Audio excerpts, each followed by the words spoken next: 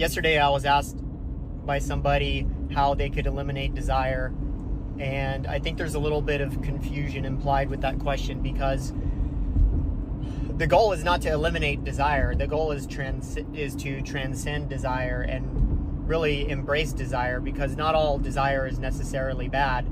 Desire is just another pattern of nature, like a mountain or a cloud.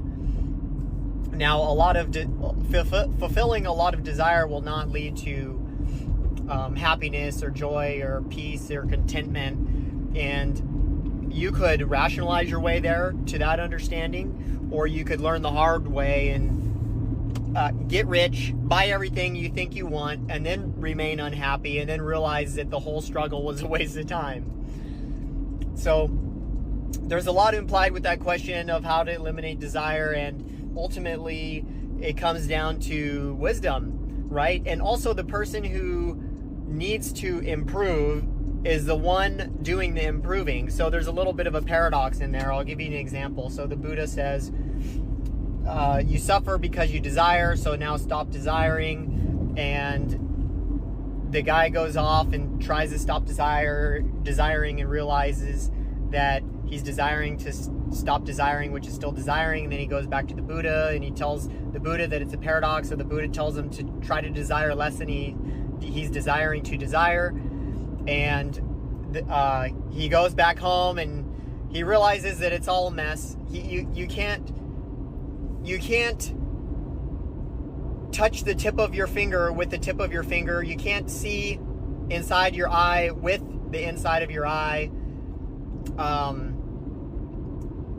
There's a feedback system required in that reverberation, and we call that anxiety. I mean, some desire is good, right? The desire, we could be grateful for a lot of desire. For example, we could be grateful that we get hungry, because hunger implies enjoying food. We could be grateful that we desire breathing, because without desiring breathing, then we wouldn't have this life. So there's a lot to be we could be grateful for a lot of our desires. We could be grateful that we desire sex, because that implies enjoying sex. There's many desires that are not necessarily bad. So the goal is to transcend desire and to observe it like a pattern of nature and really embrace it and enjoy it. And don't be caught in a trap of trying to fill an empty heart with a bunch of material belongings, because that will never turn out to be fruitful. Another way to think about desire is, what problem am I solving? I'll give you an example of something I'm going through right now. So I'm recording these videos, right? So I started looking into professional cameras, and I was thinking, okay, a professional camera sounds cool, right? There are cool little gadgets that you could enjoy. But what problem am I solving? The iPhone is a great camera, and I have no problems. The audio's good, the video's good. I mean, I'm shooting at 4K right now. So by trying to buy a professional camera, I'm creating waves when there are no waves. Nobody's complaining about video quality. Nobody's complaining about audio quality. Really, the problem with the quality in my videos is in my ability to speak clearly. But you can't buy that. Another thing is, I could say, I desire a Plaid Tesla, right? Cool car. But what problem is that solving? If I buy that car, what problem am I solving? I have a perfectly good car. There's nothing wrong with my car right now.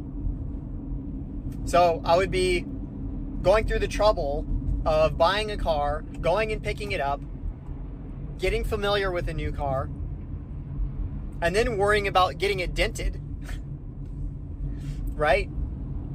Because when you love things, you want to protect them. Then you worry about them, then you get attached. So really, these desires are creating more problems than they're solving.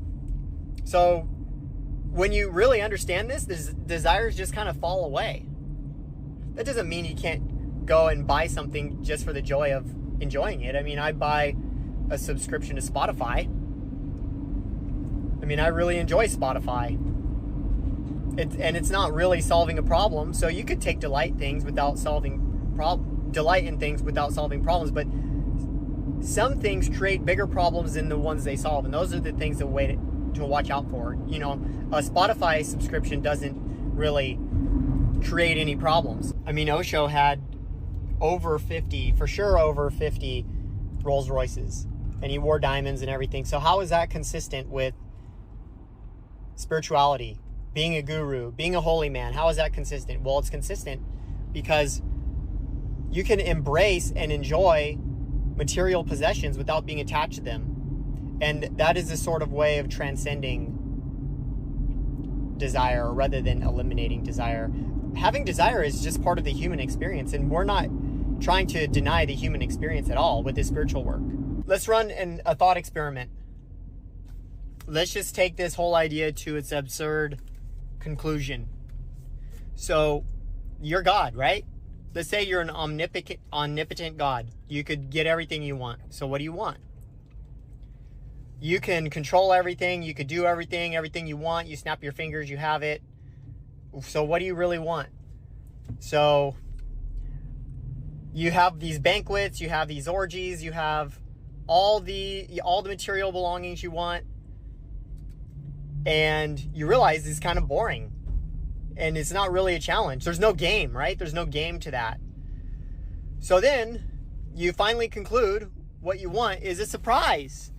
You want a surprise. You want to lose control. You want to give up control because controlling everything is a bummer. And then you want a surprise so you can play the game, which is what reality is right now. And we've perfected the game of life to the extent that we essentially have Aladdin's lamp in our hand, which is our cell phone. We could push it, we could rub it to get anything we want. Food delivered to our door, entertainment, whatever. You could write programs to do anything for you. Slaves, basically. And then we end up using our phones for the surprises. We go on TikTok, we go on Twitter. We go on Twitter for the surprises all day long. Go on YouTube for the surprises. So essentially we have what we wanted the whole time, except we can't see it. So when we could clearly see that we already have what God would want, a perfect omnipotent God, we already have it, then what the heck? Just enjoy, right? Some people inadvertently kill themselves because of a desire. Just think about a spider mating, right? And then he gets eaten. But the means of death are so sweet, it's worth it. So, am I angry at the spider? Am I saying what the spider is doing is wrong? Some people are alcoholics. Alan Watts was an alcoholic. And he probably committed suicide inadvertently by over drinking. But so what? He was enjoying life. He's allowed to do that. We're allowed to be silly. God kind of maximizes experience. God is allowed to live every dream and nightmare he wants. So it's not a big deal, really, if the desire gets a hold of you and you turn into a homeless zombie person, then you're allowed to do that. You're allowed to live that nightmare. It's perfectly fine. Another way to think about desire is it's just one of an infinite amount of things that can appear on the screen of consciousness. It appears, the desire will appear, and it will dissolve. And other things will appear and dissolve. So you could just sit and observe the desire. It's there. It's a feeling just like any other feeling, and it goes away just like everything else.